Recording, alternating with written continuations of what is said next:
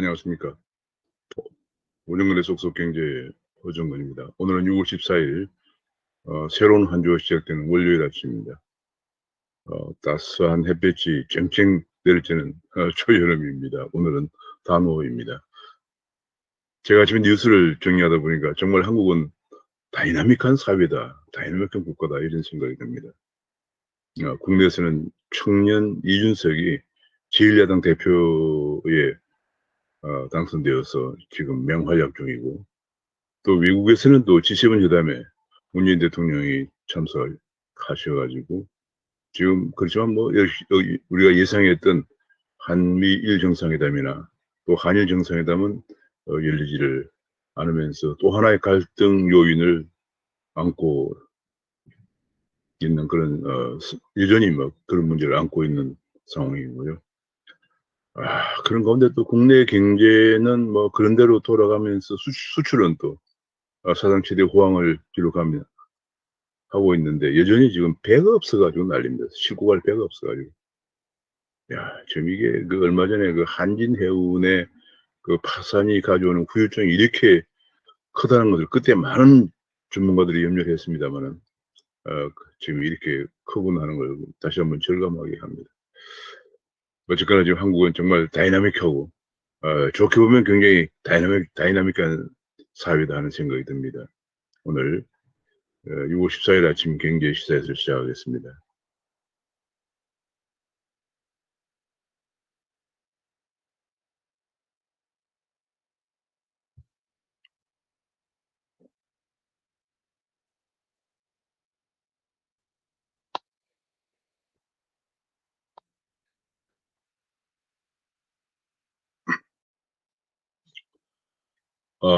지금 뭐 이번에 제1야당 당수로 당선된 36세 이준석 대표가 내년 정권 교체하려면 경제, 안보, 교육에서 수권 능력을 갖춰야 한다는 어쩌면 당연한데도 지금까지 그런 것이 잘 안 되어 온 그런 지적을 했습니다.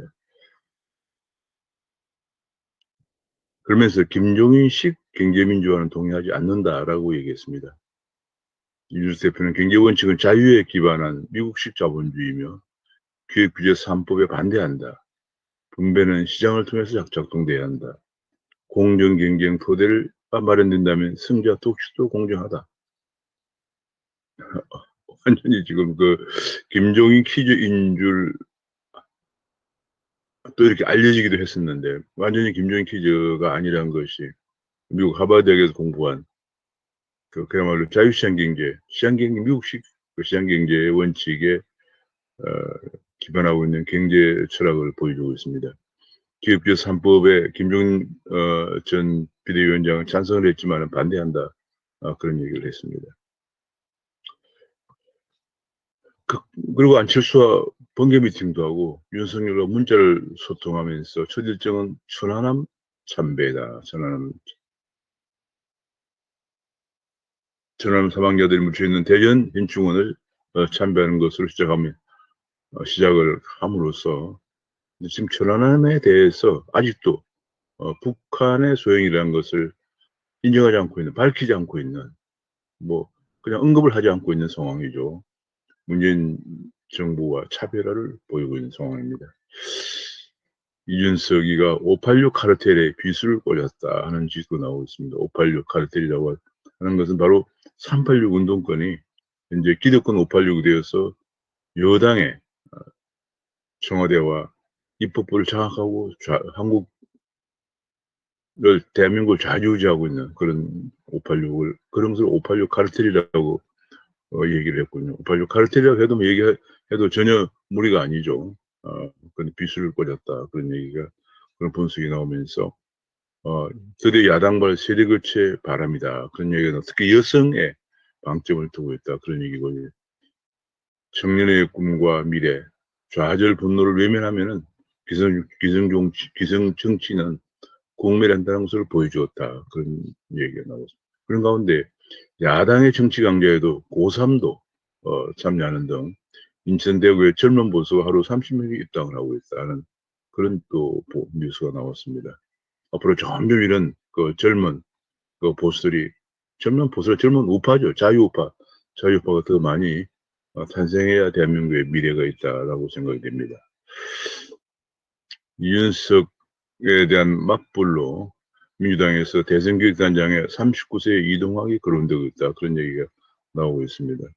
그런 가운데 여전히 586을 중심으로 한 여당의 고민은 청년 의원들을 배출했지만 여전히 강성 친문의 주눅이 들어있다.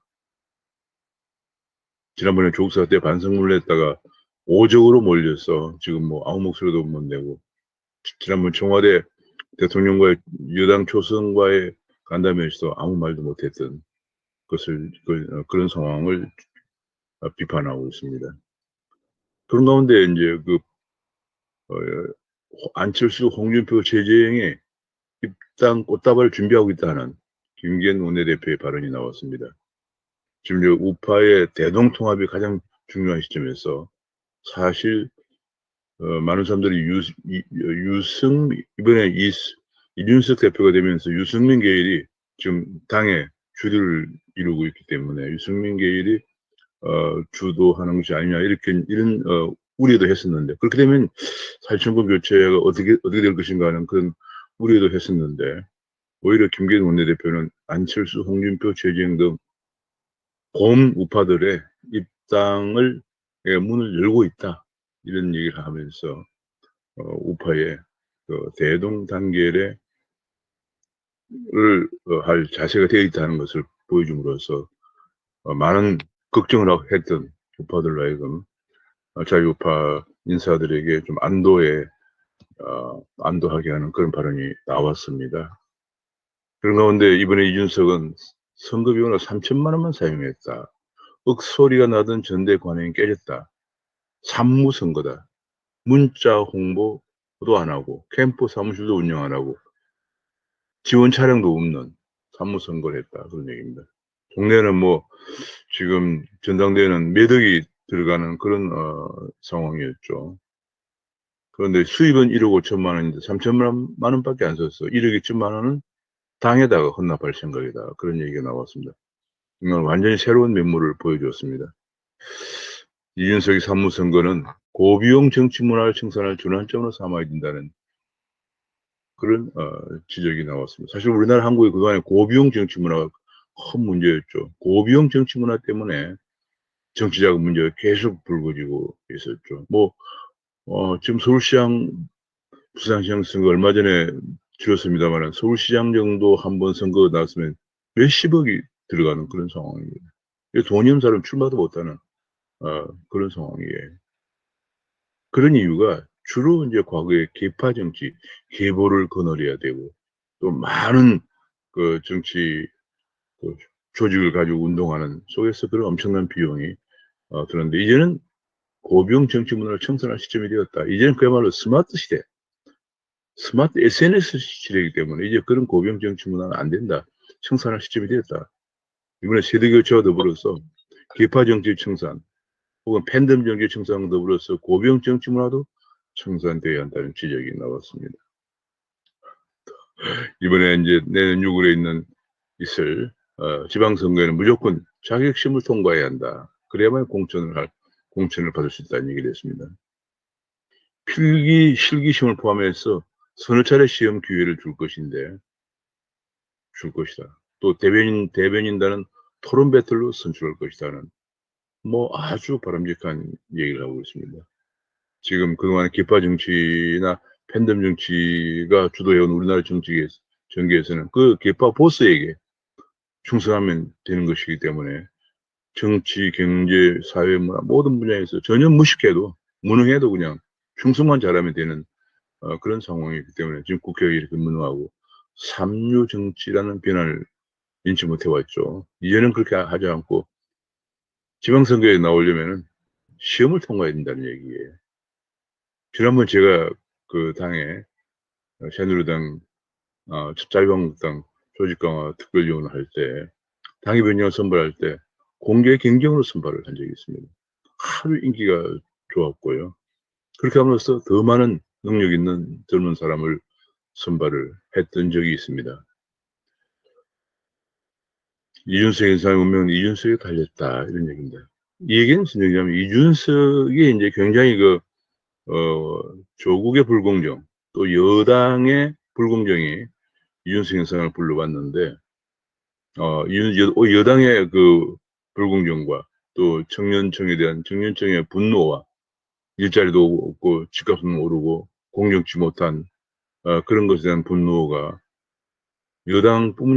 여당뿐만 아니라 기성정치 세대 모두에 대한 그런 분노를 세대 교체의 필요성을 불러왔는데 지금 이제 이준석의 경우에 가장 큰 문제는 지금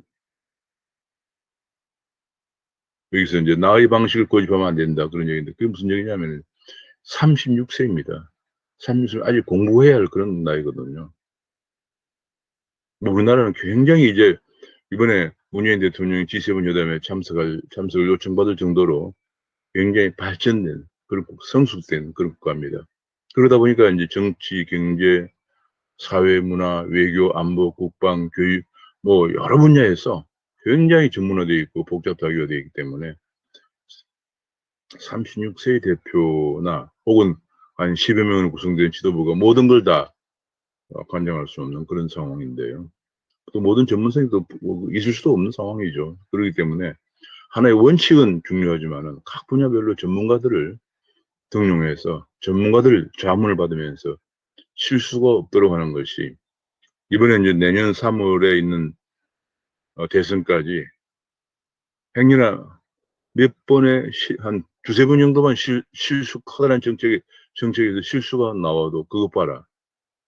역시 아직까지 어리다. 안 된다. 이런 것 때문에 당의 지지도가 하락하면서 대선에 큰 영향을 줄 수 있는 것입니다. 그렇기 때문에 이준석 현상의 운명은 이준석에 달렸다. 그러냐. 이준석이 얼마나 오픈된 마음을 열고 오픈된 마인드로 전문가들의 의견을 충치하느냐 하는 것이 가장 중요합니다. 저는 뭐 그러면 이번에 나이가 워낙 많은 22살이나 많은 서범수 의원을 비서실장으로 임명했다는 것에서 일말의 희망을 갖고 있습니다.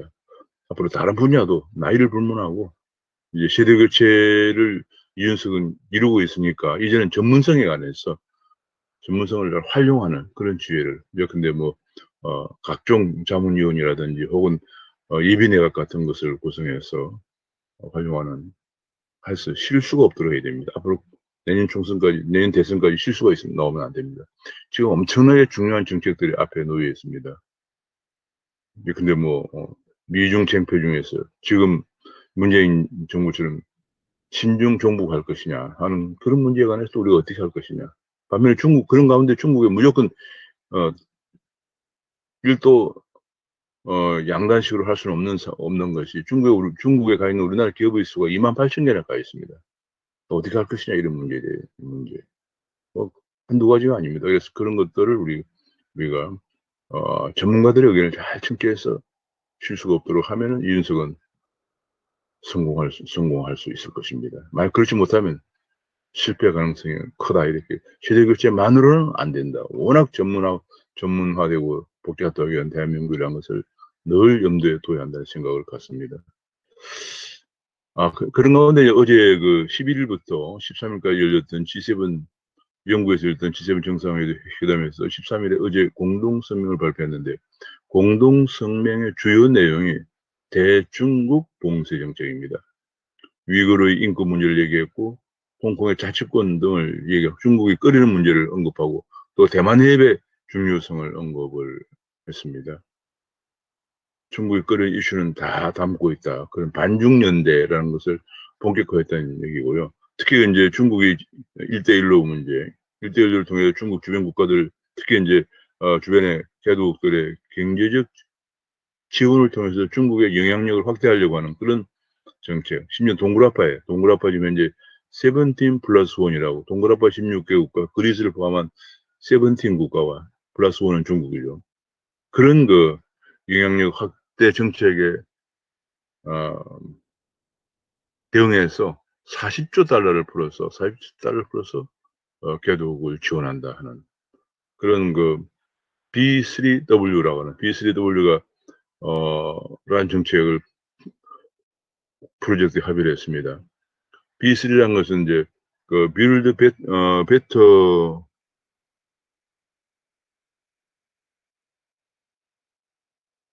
이 바이든 대통령이 선거 공약에서 얘기했던 건데요.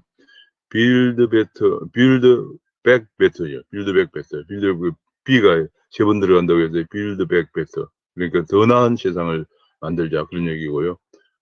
포워드 해가지고 빌드 백 베터 월드라고 그래서 B가 세 번 들어간다고 그래서 B3W라고 그런 프로젝트의 이름을 가진 프로젝트 합의를 봤다 그런 얘기 나왔습니다. 그러니까 앞에 언급한 공동성명 내용도 그렇고 구체적으로 40조 달러라는 돈을 풀어서 G7이 돈을 풀어서 중국의 1대1로와 세븐틴 플러스 원 정책에 대응하자 그런 얘기입니다. 이런 얘기이기 때문에 한국은 정말 이렇게 G7의 대중국 경제 영토 전쟁에 문재인 대통령이 무엇을 느꼈을까 하는 그런 얘기가 나왔습니다. 심지어는 가기 전에 중국의 왕이 외교부장이 한국의 정의용 외교장관에게 전화를 걸어서 미국의 장단에 휩쓸리지 말라라는 훈계적으로 압박을 한 것을 생각하면은 이번에 문재인 대통령이 정말 절실하게 지금 시상이 바뀌고 있다는 것을 좀 느껴야 되는 것이 아니냐 그런 얘기고요.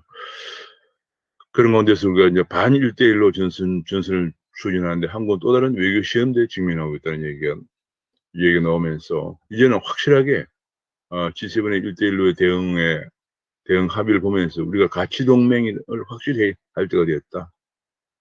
가치 동맹을 확실히 할 때가 되었다는 그런 주장들이 나오고 있습니다. 그런 가운데 여전히 일본의 스가 총리와는 짧은 인사만 있었고 한미 정상회담은 없었다는 안타까운 얘기 나왔고요. 뭐 정상회담은 1분 정도 가량 대면 정도만 했다 그런 얘기입니다. 여전히 지금 이제 한일 관계가 여전히 잘 풀리지 않고 있는 그런 상황입니다. 특히 일본은 이번에 한국의 G7 초청을 반대했다 그런 보도까지 나오고 있습니다. 그런 건데 국가 채무가 1초에 305만 원씩 불어나서 내년이면 1인당 2천만 원까지 넘었을 것이다 보도가 나왔습니다. 이 국가 채무가 지금 뭐 이 정도 금년에 2021년에 1,000조를 넘었을 것으로 사실 전망이 되고 있는 그런 상황입니다. 이것이 이제 국가예산 정책처가 발표에 금년에 아직 1,000조까지는 안 돼 있는데 아마 금년에 계속 주행을 편성하고 있기 때문에 1,000조가 넘었을 것으로 예상이 되고요. 그러면 1초에 305만 원씩 불어나서 1인당 내년에 2천만 원 넘었습니다. 이 빚이 전부 다 우리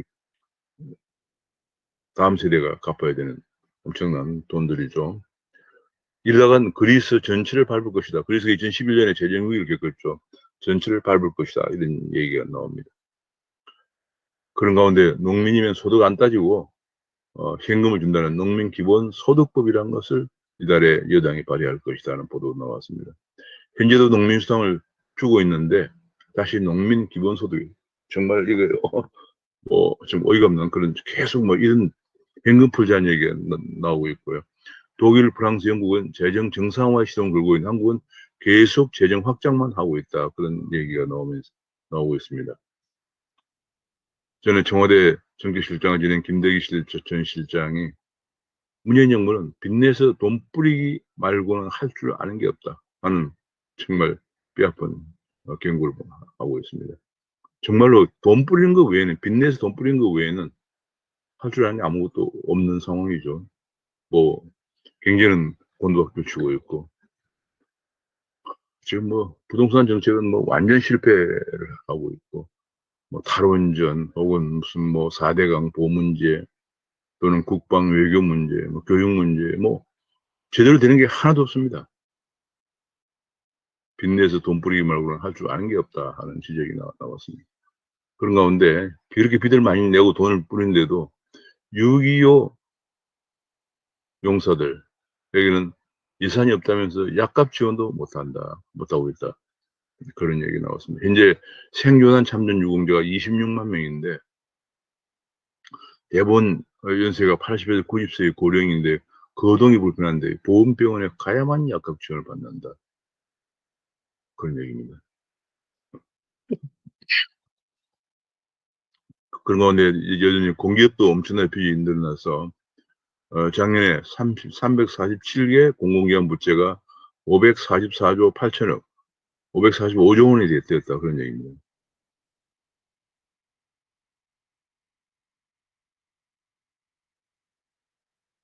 지금 뭐 공기업 부채는 지금 우리 국가 앞에서 국가 채무에 포함이 안 되어 있거든요. 그래서 뭐 공기업 부채까지 포함하면은 엄청납니다.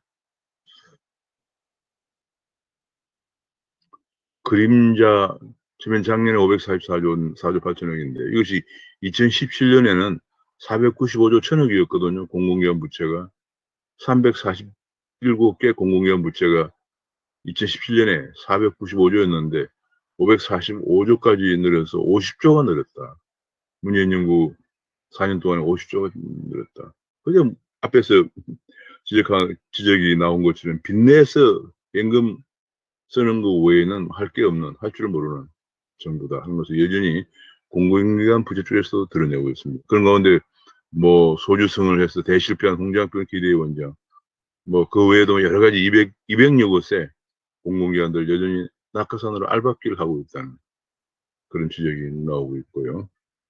이대로 방치하면 정말 안 된다. 박근혜 정부 때 공공기관 계획한다고 그래서 사실은 그런 부분이 박근혜 정부의 그 지지율을 떨어뜨린 요인이 되게 되었습니다. 뭐 당시에 공공기관 계획을 강력하게 밀어붙이면서 공공기관이 많이 있는 분당 쪽에서 국회의원이 낙선되는 그런 결과도 가져왔습니다만, 그러나 지금 공공기관을 이대로 방치하면 안 된다 하는 그런 뭐 당연한 지적이 나오고 있습니다.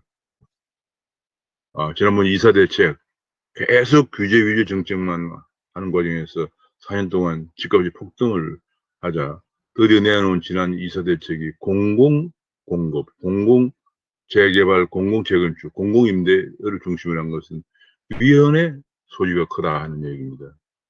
근데 이분의 1 이상 동의로 이제 정비 계획을 요청하는 그런 것은 아무 권한이 없는 소유자가 초기 의사결정을 하는 그런 문제가 있고, 지금 가장 큰 것은 지금 시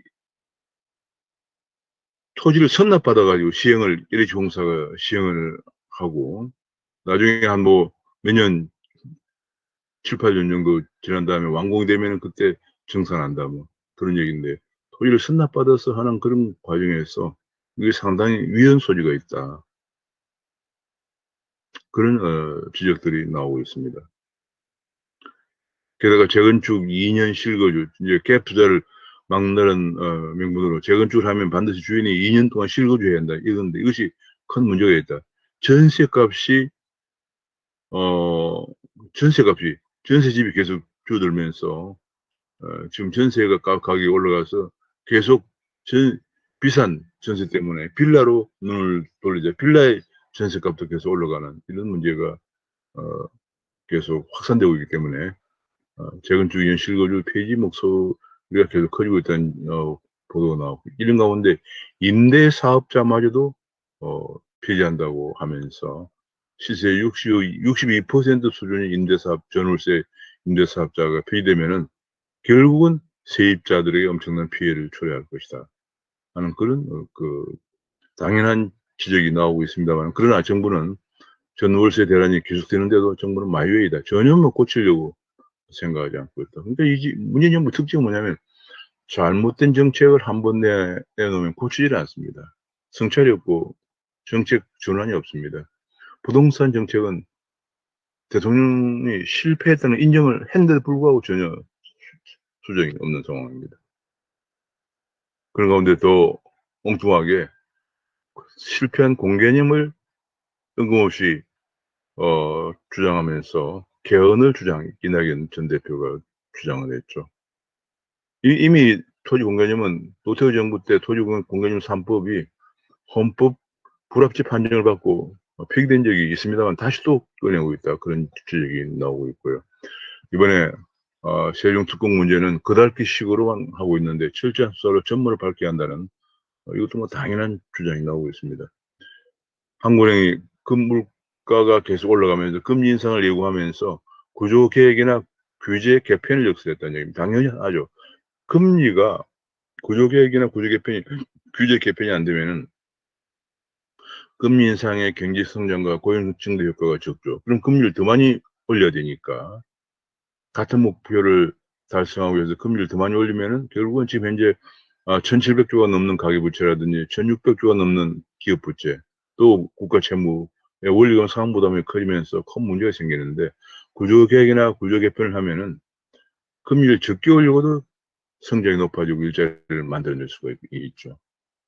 근데 계속 규제만 강화하고 하면 안 된다는 거죠. 구조개혁과 규제 개편을 지금 해야 한다 하는 주장을 한국은행에서 내놓았습니다.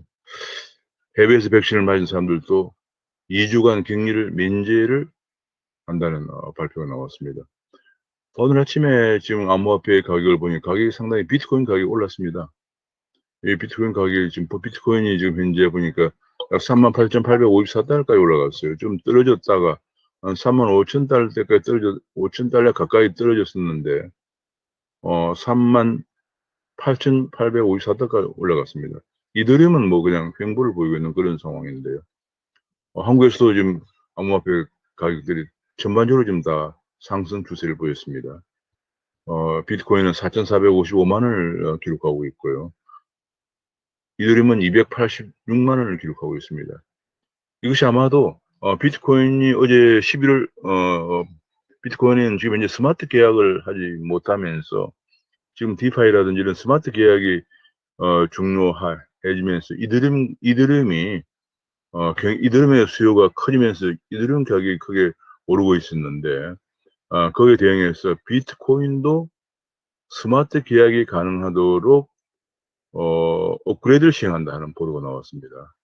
그래서 11월부터는 비트코인도 스마트 계약이 가능하도록 한다. 이런 업그레이드 보도가 나오면서 그런 영향으로 비트코인 가격이 크게 오르고 있는 것으로 보여집니다.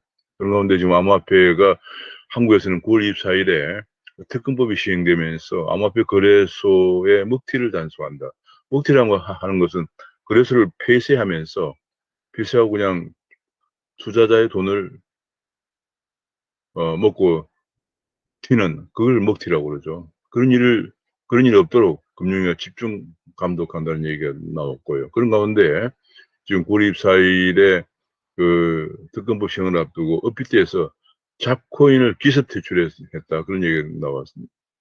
얼마 전에 엊그제 보도가 되었죠. 그런 가운데 특히 그 5개 종목에 대해서는 원화 거래를 중지하고 25개 종목은 투자 유의 그 코인으로 지적을 했습니다.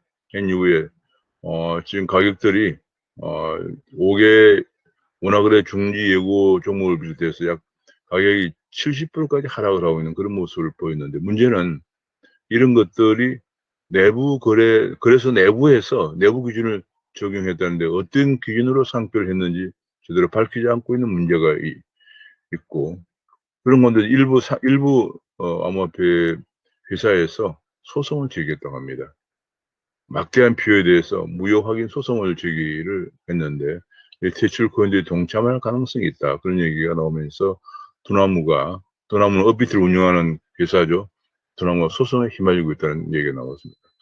한국에서 ICO를 금지한다고 하는 선언이 짝코인 쏠림 현상을 불러왔다는 얘기입니다. ICO를 금지한다고 하는 것은 현재 그 코인을 인정하지 않는다. 그래서 한국은 코인을 뭐 유사수신 행위 뭐 이런 걸로만 단속해 왔거든요. 그리고 거래소도 뭐 통신 판매업자다.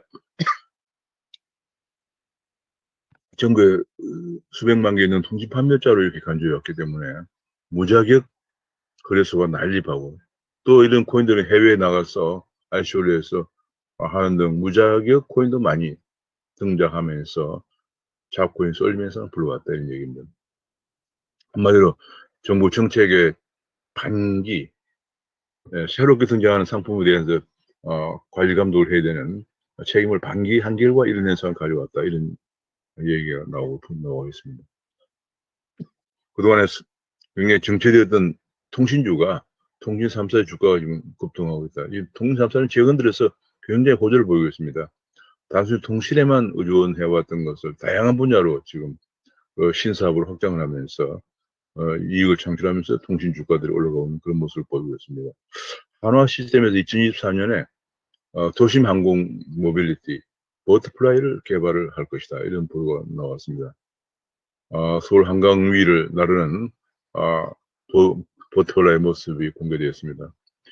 지금 그래서 마포에서 수서까지 5분밖에 안 걸린다. 그런 얘기거든요. 이렇게 되면 이런 UAM, 어번 에어 모빌리티로 도심 항공 모빌리티가 부동산 시장도 판도를 바꿀 것이다. 그런 분석이 나왔습니다. 현재 도심 항공 모빌리티 시장 규모가 2040년경 정도 되면은 1조 5천억 달러까지 늘어날 것이다. 그런 보도가 나왔고요. 서울 같은 경우에 지금 이제 2040년 되면은 약 470만 명이 이 도심 항공 모빌리티를 이용하게 될 것이다. 그런 전망이 나왔습니다. 반도체 쪽에서 대만 TSMC의 1위가 파운드리 1위가 계속 질주하면서 이 반도체 TSMC가 고리무원의 대만을 지금 완전히 글로벌 무대에 복귀시키는 역할을 톡톡히 하고 있다는 그런 보도가 나온 가운데, 반도체가 특히 자동차용 반도체가 부족해서 자동차 생산이 9개월 만에 최저를 기록하고 있다는 보도가 나왔습니다.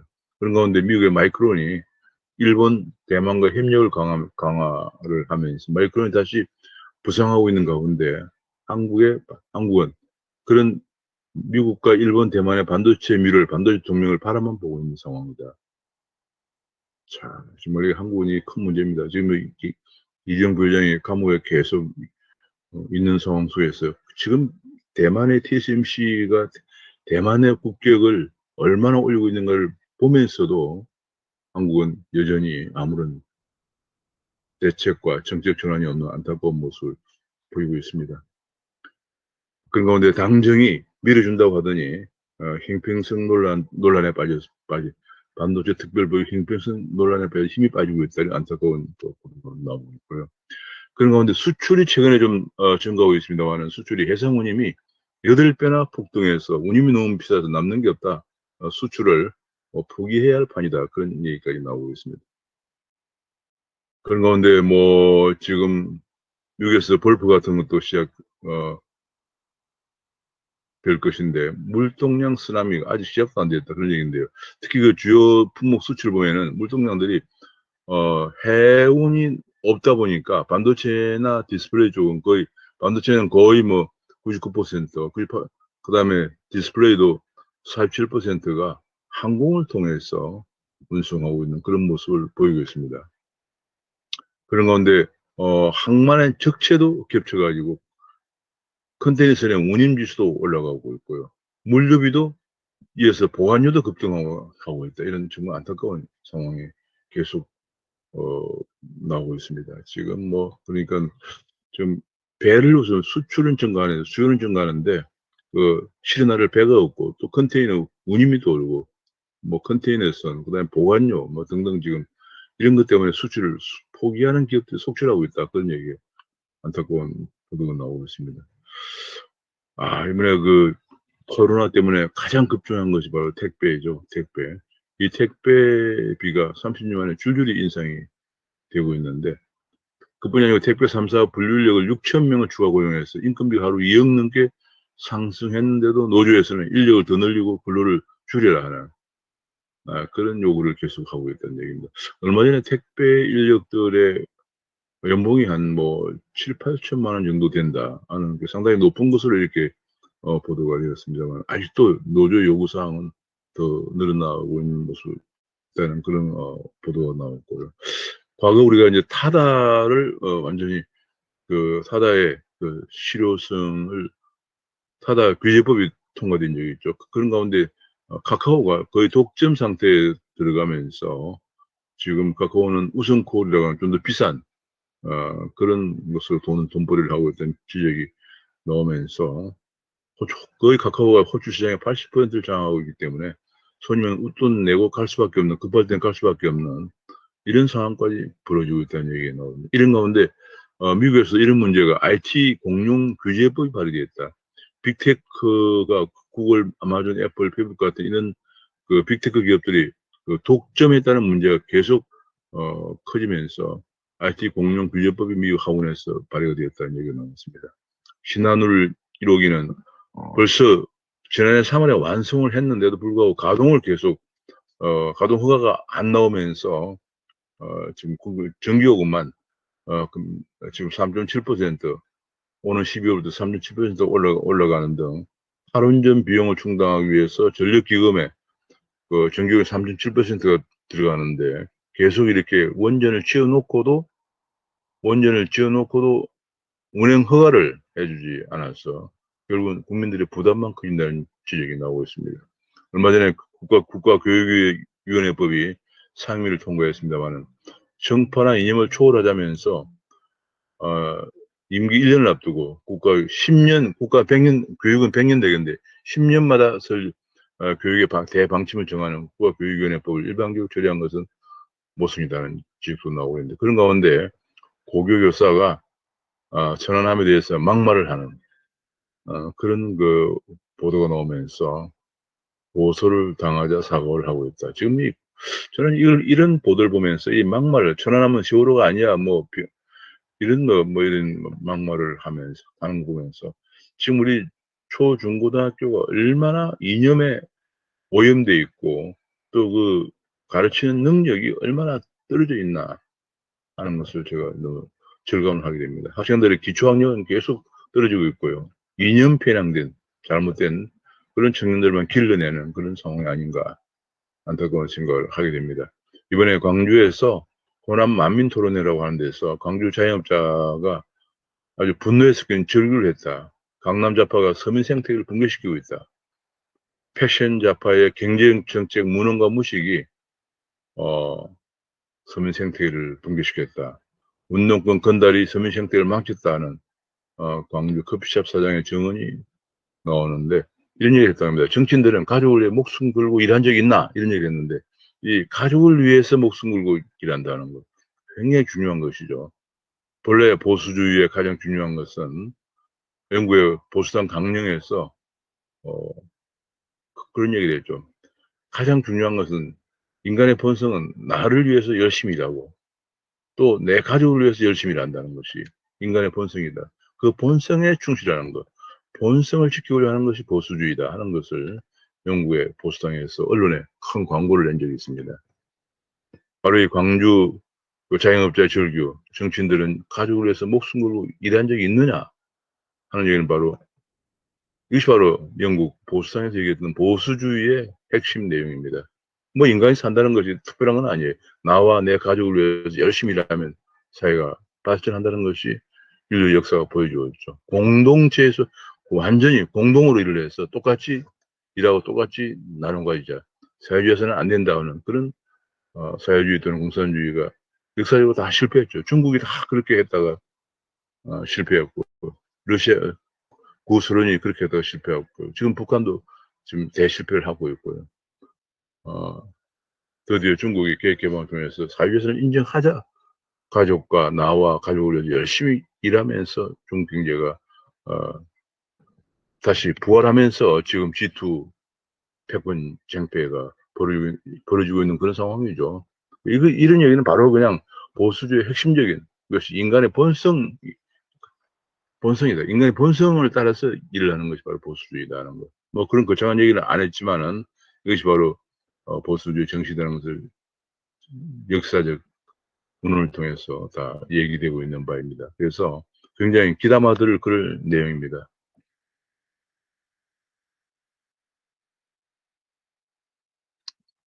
오늘도 뭐 굉장히 다이나믹한 한국 사회의 여러 가지 일들에 관해서 오늘 말씀드렸습니다. 오늘은 여기서 마치겠습니다. 감사합니다.